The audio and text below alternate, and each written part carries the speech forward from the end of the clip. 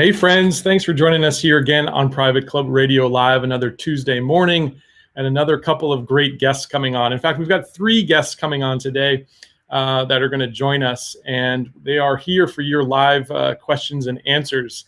We've got Joe Abely and David Duval of Club Benchmarking, who are going to be talking about the results of their 2020 governance survey. And this is going to be your chance to find out all about that research and then ask your questions of Joe and Dave on maybe how you can run and manage your club better. Before that, we're going to be joined here in just a moment by Mr. Robert L. Smith II. He's the board governance chair over at the National Club Association. We're going to talk about what's happening there at the NCA. We're going to have a lot of fun here with Rob. Before we get started, I want to just thank our sponsors, the folks that make this show possible.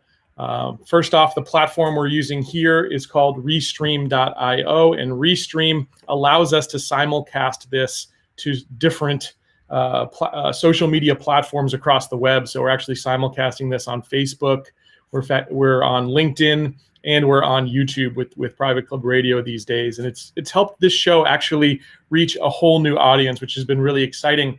And the show has now basically quadrupled in size. So it's been really exciting. And it's really fun to just have that live interaction with you guys. It's been really nice to see your questions come through and have our experts here each week on Private Club Radio be able to provide their insights and some inspiration. So thank you for joining us, and thanks to Restream. If you want to find out more about Restream, go over to privateclubradio.com/Restream, and you can sign up for a free trial. It's a really interesting and useful application that you can use for your club. I also want to give a big thanks to Concert Golf Partners, longtime supporter of this show. Peter Nanula and his team do a fantastic job, and they are there to provide capital for clubs who are struggling out there and provide just expert wisdom. So just a great guy to call if you've got a question here in the private club industry. Thanks to Concert Golf Partners. I also want to thank Capstone Hospitality, who help private clubs in their sales and marketing. And Brian Friedrichs, the founder, you'll hear him next week here on this show again. He had a great segment last month talking about the 3 mistakes of membership sales, and just lent us some great advice. So Brian and his team over at Capstone Hospitality, I highly recommend them. Thank you to them for supporting Private Club Radio. All right, we got that. We have the announcements out of the way today, and we're going to bring on our first guest here. I'm joined today by Rob Smith, who is the chair of the NCA Government Relations and the Club PAC Committee. He's also the managing director of Mercury. He's a Capitol Hill veteran, and he's a club member. Rob, welcome to Private Club Radio Live, sir. Hey, good morning, Gabe. Thanks for having me, and thanks for that full name introduction earlier. The last time I saw my name spelled out in that many letters, I was up for membership somewhere. So thank you. Where are you these days, Rob? And where do you actually? You said you're a club member. Where are you actually a member at? So I'm sitting right now in the home office of Oxford, Mississippi, where the University of Mississippi is. I have spent the quarantine, the pandemic here, but my office, my life, my career, my condo and everything are in downtown Washington, D.C. My 2 kids were born there, but we decided to be in a place where we could be outside quite a bit and where the schools were functioning and open. So we've been in Oxford for the pandemic. I'm originally from Tulsa, Oklahoma, and I have an affliction. I love clubs. I have a passion for clubs. I love to study their profile, the personalities. I really think each club has a personality, and so some guys are into cars, some into travel, wine. My thing is clubs. So I'm a member of 5 at present, and I will start with the first 2 because they are NCA members. I'm at Southern Hills in my hometown of Tulsa, which we've been in the news a little bit for the last couple of weeks. Very proud of that.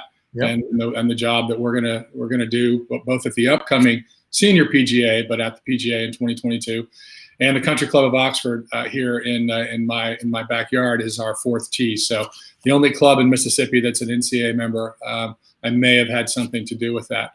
I'm also at Congressional in DC, Calusa Pines in Naples, and Old Waverly also here in Mississippi. So Quite a lineup there. It is a lineup, Gabe, and I can shoot a 92 at every single one of them. Nice. That's fantastic. Well, yeah, you sounds like you definitely have the experience. And you're pretty recently the board chair. How long have you been with the NCA as board chair? So I'm closing in around Memorial Day. It'll be my 4th year on the board. And they are 3-year terms, and generally you get consecutive 3-year terms. We call them sentences. So I have a 9-year sentence to serve at the NCA, which I'm very happy and proud to do. So I'm closing in on my 4th year there, and my 2nd year as chair of the Government Relations Committee, working with the staff. As you probably know, it's a labor of love. The NCA does not, compensate board members, so I'm more than happy to use my expertise, my relationships, strategy, work ethic, things of that nature to advance federal policy issues for the NCA in exchange for, maybe an occasional round at a club that I might not be able to access. The problem with that is I decided time to join to also have children. So I have a 4-year-old and a 6-year-old, which makes it very difficult to play golf. Yeah, but that's a fun age, actually. I've got ones that age right now. I've got a 4-year-old and a 7-year-old, so I totally feel you. I sneak out at like right after I bring them to school at like 7:30 in the morning, and then kind of when they're in school, I might sneak out for 9, in the afternoon. So, by the way, congrats, Tampa Bay Bucks. Congrats. Yes, sir. I know. I meant to bring my jersey today. I forgot to bring it, but I think it was a heck of a Super Bowl. It was nice to have it right here in Tampa. I mean, that was super cool. Well, let's talk about some of the government relations that you guys are doing over there and what's happening. Let's talk about COVID. I think that's been the big issue over the last year or so for you guys. Let's talk about those relief bills and did they actually benefit private clubs? Yeah, happy to. The first thing I like to do is to sort of set the stage for kind of what we're dealing with. And I know we only have a short time here, Gabe, but it's important to know the environment that we're working in. It's extremely chaotic. I mean, working Capitol Hill can be chaotic during normal times. Certainly, it's very chaotic right now when we can't meet in person, and we're reacting to something that really no one has ever reacted to. I mean, certainly we had the pandemic of 1918, but I don't think many of the members of Congress were around for that one. So I liken this to, quite frankly, it feels very much like how it worked for 9/11. During 9/11, I had just begun my lobbying career. I'd been working on the Hill for 6 years and lobbying for about a year when 9/11 tragedy happened. And it was a very, very chaotic response, a quick response. We didn't really know what to do, and for lack of a better word, we threw money at it. And then after about 6 months to a year, we then settled into, I would say, a decade of 9/11 and terrorist response type policy making at the federal level. And I think that's where we are right now. 2020 was obviously chaotic. It was very chaotic in Washington, and we were responding as quickly as we could. You had to keep the group of members of Congress who are actually making big decisions very, very small. And I think it goes without saying that we had a pretty toxic relationship between at least the House Democratic leadership and the Trump White House. I won't make any comments about politics. All I can say is that going forward, we know we don't at least have that problem.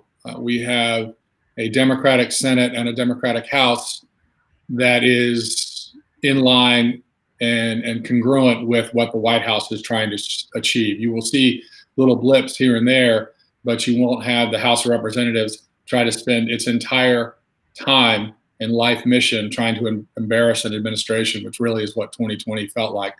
So that's a good thing. It's not a great thing, I don't think, overall from a policy perspective for clubs, and we can get into that.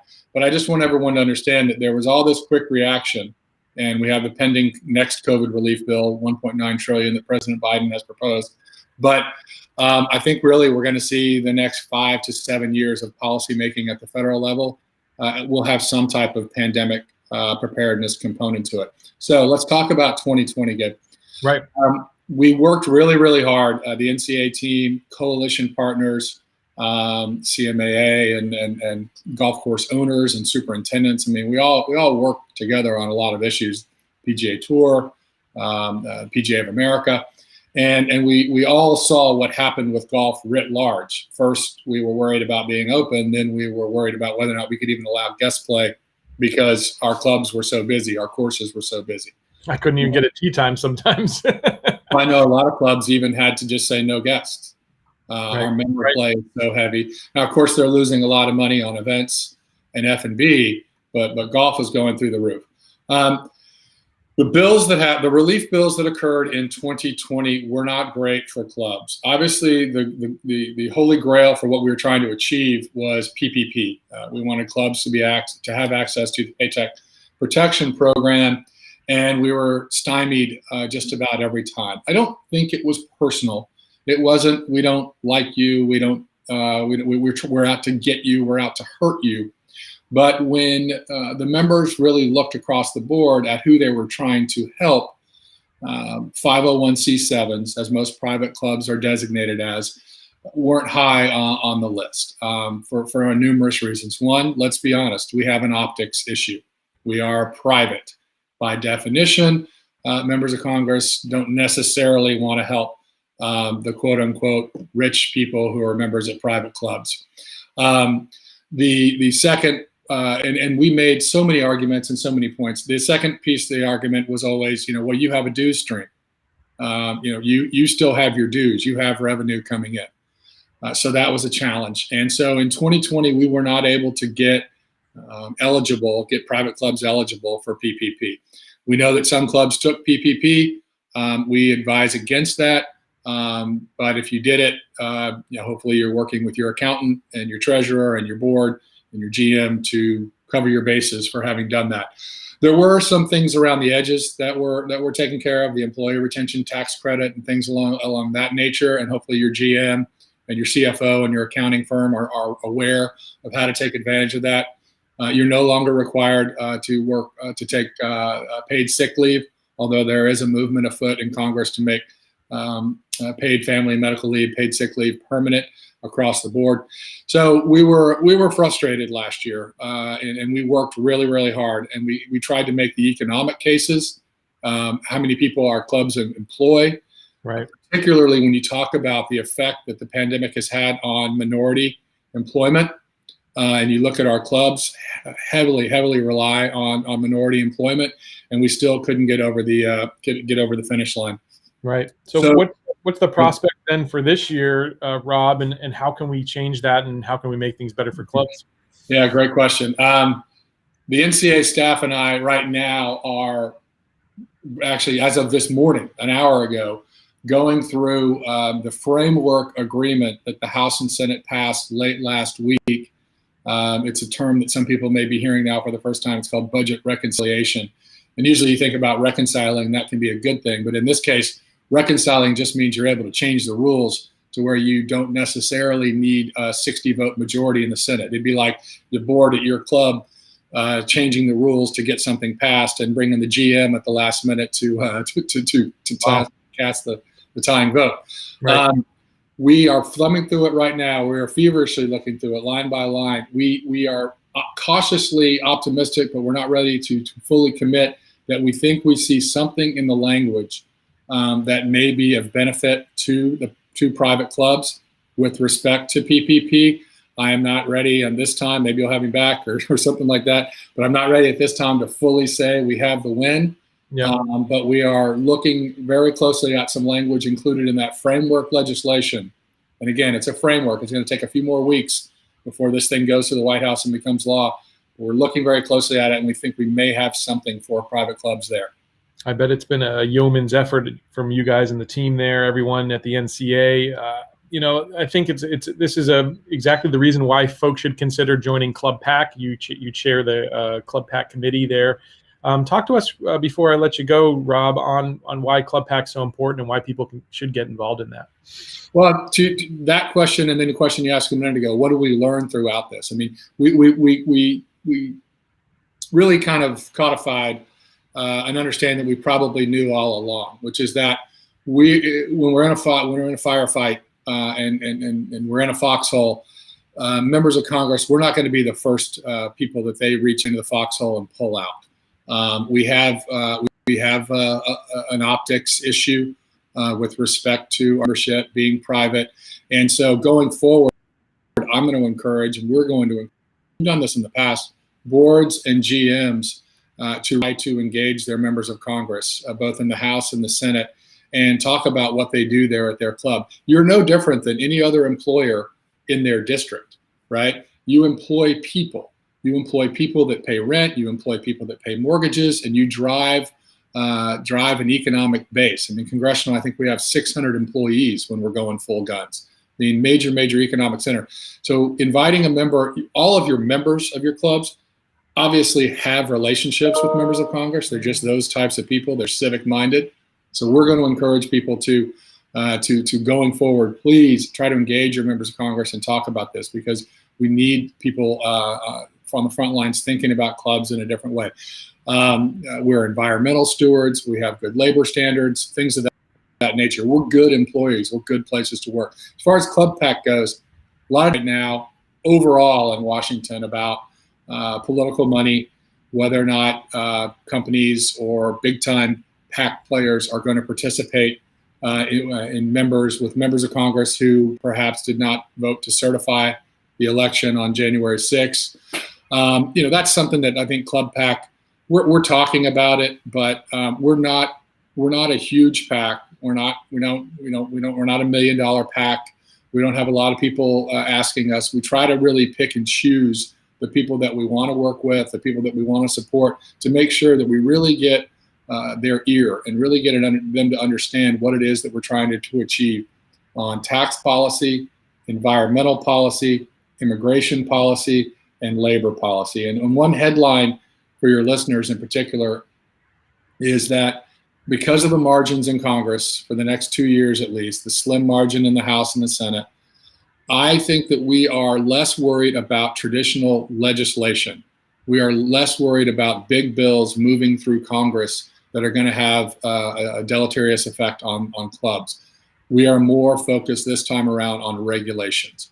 What can the agencies at the federal level, in particular, Homeland Security with immigration, Department of Labor with respect to labor policy and independent contractors, and the EPA with respect to environmental policy, what are they going to push out through the regulatory process that could be detrimental to clubs? And we will be speaking loudly, forcefully, and often on behalf of all of our member clubs at NCA.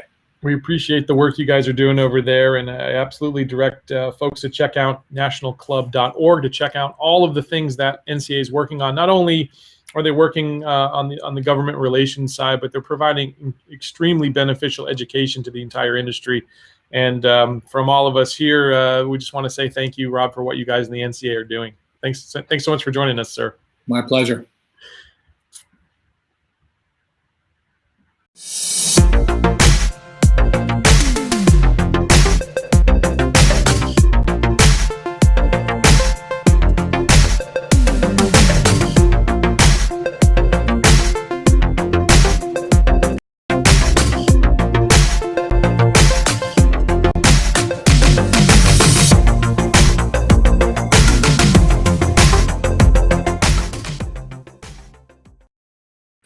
All right, there you saw a little bit about what Restream can do, and that's what we're using right here on Private Club Radio Live to go live on multiple platforms. And our next guest coming on know a lot about club board governance. In fact, they just put together a really interesting white paper that I was able to read last week on the results of their 2020 board governance survey.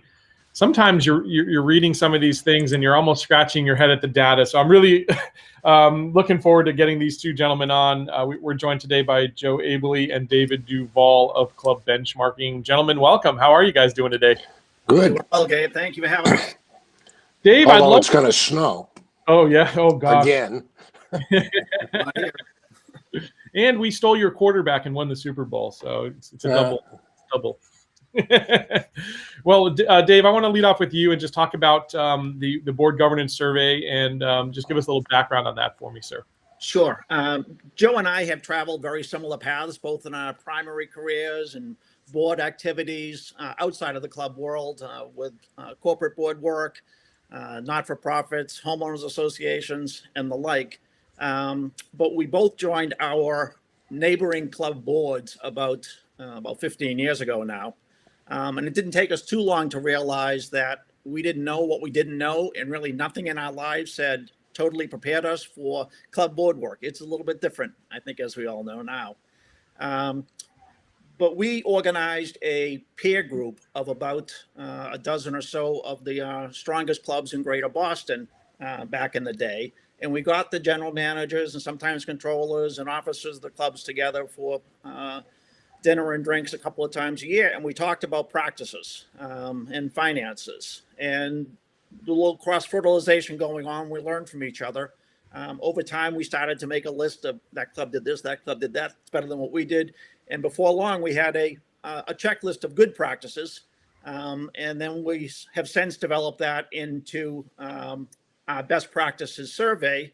Joe and I have been doing it since we left our boards at our clubs in 2016. We've been doing it for 4 years or so.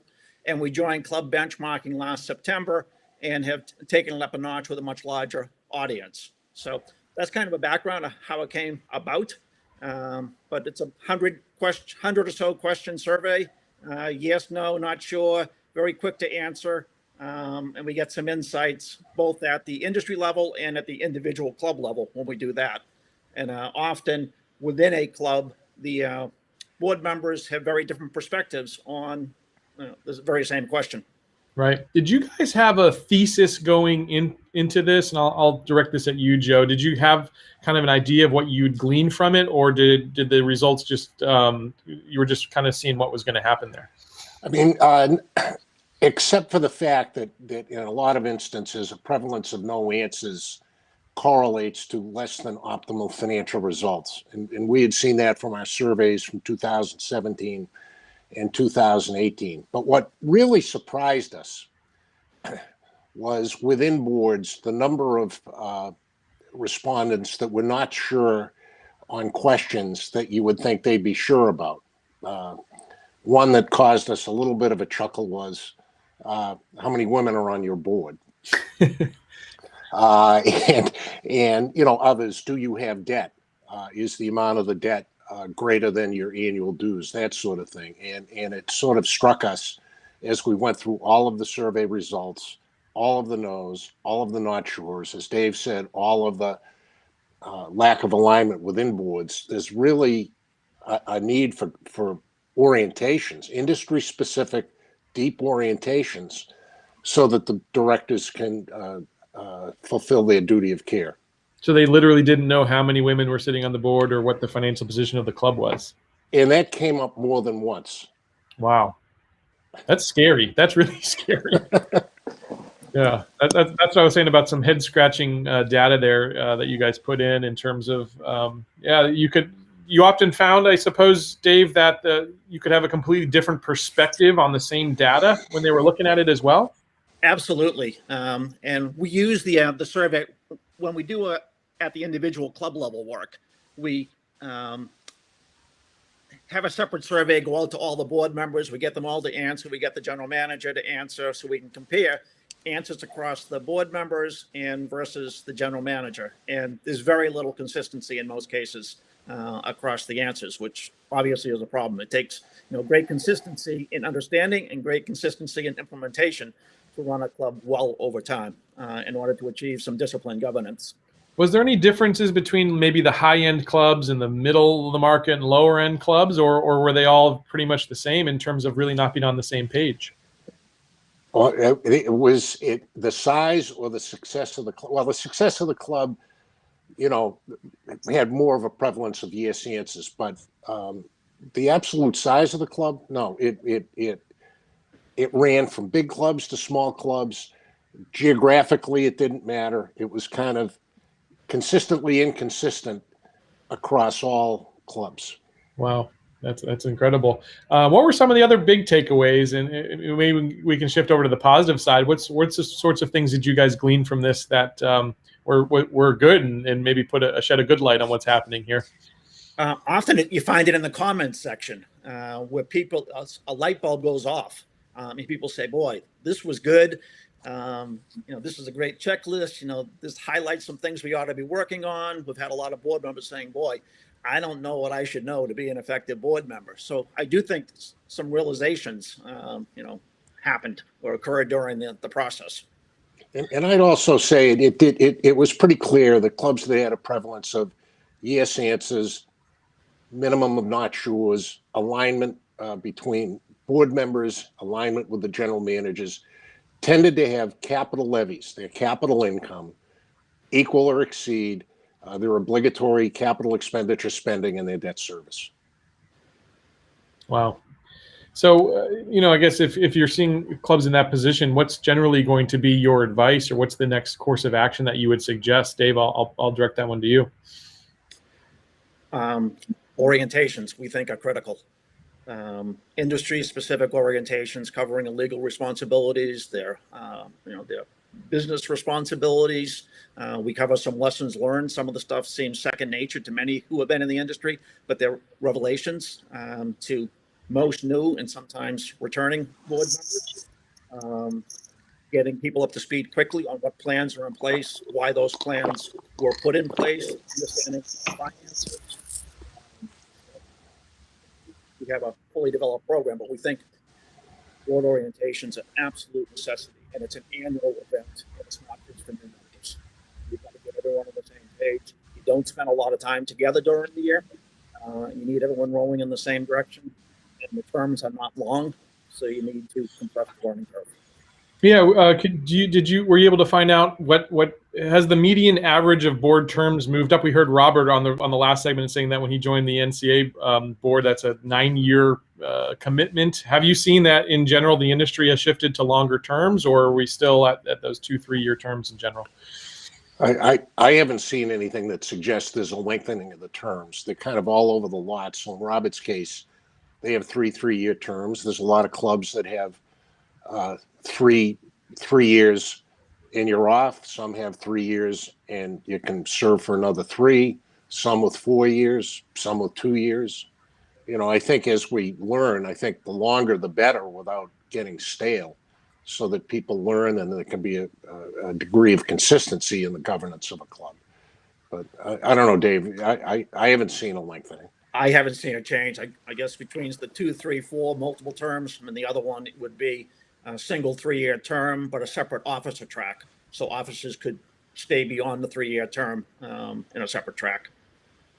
One of the other interesting things I saw in there was regarding strategic planning and how many clubs actually have a strategic plan, how many are working on them. Can you guys speak to that? Joe, what did you guys see when it came to strategic planning with clubs? Well, it's interesting that the first thing is, I think a lot of people responding don't really know the definition of what a strategic plan is. Is it a golf master plan? Is it a facilities master plan? If you have a strategic plan, does it have a long-term funded financial plan affiliated with it? A little over half of the respondents said that they had a strategic plan, but what does that mean? And I believe, without looking at my notes, maybe another 19 or 20% said it was in process. But we sort of wondered to ourselves, what does in process mean? Does it mean, is it really in process? What does it mean? Are we thinking about it? Thinking about doing something. A lot of that sometimes, right? Right. It's like when people say, I'm writing a book. How many people have said that the book never came out or something, right? So like you can say you're doing it until you actually do it and take the steps, right, and take the next step forward, then it's never going to get done. That's interesting. What other things did you glean from clubs in terms of strategic planning? I mean, was it the same thing there where people weren't on the same page from board to board on if they even had a strategic plan? Yeah, we had disagreements on whether they had a strategic plan. Some of it was definitional and some of it was beyond definition. And we have follow-up questions once we establish whether they have a strategic plan or not. We ask things like, is it well understood and embraced by the membership? Has it been updated recently? Does it include a long-term financial plan? And those follow-up questions. So wherever you start at the top, let's say you had 6 board members say, yes, we have one, 4 say we know, 2 say they're not sure or in process. Then as you go down that branch of the 6 that said they had a strategic plan, you get a whole variety of answers as you go down the follow-up questions. Yeah, you go down the rabbit hole there. Yeah. Yeah, I mean, where do you think the breakdown is? Is it in the communication process? I know you said in terms of certainly needs to be more training up front, but when you've got people who don't know how many women sit on the board, or some of these things that you'd think would be very, very basic, the club's financial position, where do you think that breakdown is, and how can we actually start to fix some of those problems, guys? I mean, it's interesting that the thing that struck us were the very low scores ascribed to succession planning for board members and officers. And I think a lot of this has everything to do with succession planning and how you groom future board members and how you educate future board members. And is what, in order to be a board member, we believe that you need to not only serve on a committee, be a leader on a committee. And then is the committee work and the board work aligned? Is there an annual charge not only to the committees, but is there an annual agenda to the board? I think good succession planning, and this is going out several years, so you should be nominating committee meets. They should not only be talking about this year's slate, they should be talking 2-3 years out, 4 years out. Who's going to be the next president? Who's going to be the next treasurer? Who do we need to recruit to be on committees? Because a lot of people on nominating committees are a little bit elderly, like I am, and that you need to get people that are that are joining in their 40s and 50s to get involved in the board. Yeah. Do most boards, from your experience, or I'm not sure if you actually asked a specific question about this, but do most boards have like a manual, like a policy and procedure manual, or expectations that each board member knows going in? We do ask that question if there's a board policy manual, and another set of standard documents that we ask about, and there's not a great deal of consistency about whether they have it, or whether at the board, club level, whether they understand it. Do most clubs seem to have one, or is that the minority? I'd say it's probably 50-50. Wow. Yeah, man, it's like I said, there's always some head scratching moments anytime we dive into this topic. What else is the most head scratching for you, or what is another big problem that you see that can be solved by better training and better board orientations? Well, Joe touched on it, but the lack of having an annual agenda at the board level continues to shock us. That boards don't get together, led by the president, write down what they're trying to accomplish that year so that everyone understands it. Let the membership know what you're working on, so you have something to report against at the following annual meeting to say, okay, here's what we set out to do. Here's what we did. Here's what we came up short and why. But it's very easy for boards or committees to wander if they're not focused by a written set of objectives. Yeah. And many boards, probably a majority of boards, don't set those objectives down each year. Yeah, it's so important. I know in my own business, I don't have a board here, so I'm the one making the decisions. But I try to have long-term goals, middle-term goals, and short-term goals. I mean, do you feel that clubs are doing a good job of that as well, or are they just looking at the day-to-day, what's happening in the moment? I think a lot of it is day to day and what is on the agenda for that particular administration, and that's what they're going to focus on, not on the long term. Yeah. And that's pretty evident. We asked a question about does your club keep current on capital spending, suggesting deferred maintenance, and only a little over 50% said we're current. And Wow. then on the other side, there were a bunch of not sures, which puzzled us. And then, of course, the famous in process. But that was striking to me. And I think people I think it's almost, not only is it year to year, it's almost meeting to meeting. And the other thing is we asked a question, and I thought it was going to be a throwaway, to be honest with you, on how much time does your board spend on strategy versus operations. And to us, strategy, it's all about the balance sheet, right? Right. And it was shocking that most clubs were under 50%. A significant amount of clubs were under 40%. So they spend their time talking about operations, not strategy. And I think we believe boards talk about whatever piece of paper is before them for that. And P&L on the desk every time you come in, that's what you're going to talk about. That's true. If it's the menu, they'll talk about that. If it's the long-term weather forecast, they'll talk about that. Right. Yep. Setting the stage is so important in those things, just to keep people on track and really tackle the issues that are so important. That's great advice there. So if I'm a general manager, and we know this happens so often in the industry, you know, I'm walking into my next new position, or maybe I'm even interviewing with the board. What are some of those warning signs of a dysfunctional board that you guys would suggest that people look out for based on the data and the research in your white paper? Short tenures of the person's predecessors. Sure, of course. But I mean, in terms of the board, in terms of like the way the board functions, or, you know, are they a strategic focused board, or are they an operationally focused board? What would be some of those warning signs for you guys? To me, if I'm interviewing for a position at a club, I would want to know that they're generating sufficient capital income to fund their depreciation and their debt service, and that they have some modicum of a long-term financial plan that's funded. And if they don't, I think they're walking into a rat's nest. You're not mincing words there, Joe, are you? No. Dave, how about you, sir? No, I think when we distill the white paper, there are 14 key questions. I can't rattle them off right now, but I'd use that as a cheat sheet. I think those are probably pretty good interview questions to cover as well. Those get at the heart of how the club's doing pretty quickly. Right. Yep, those were great. So they laid those out in the beginning of the white paper. It's about 14, 15 pages worth of research. Just excellent work that you guys have done. Obviously, if you're on the club benchmarking email list, which I recommend you do, you'll be sent those sorts of things. But if folks aren't, or they're looking to actually take a look at that research, how do they go about it, Dave? Go to the club benchmarking website. There's a white paper and resources section, and the white paper is actually listed there. And to learn more about the orientation and governance reviews, there's a pull down for board services under what club benchmarking does. So it's pretty easy to navigate. If you have any trouble, I suspect you can find us through a LinkedIn, or our email addresses are somewhere associated here. Just give us a call, send an email. We'll be happy to help. Absolutely.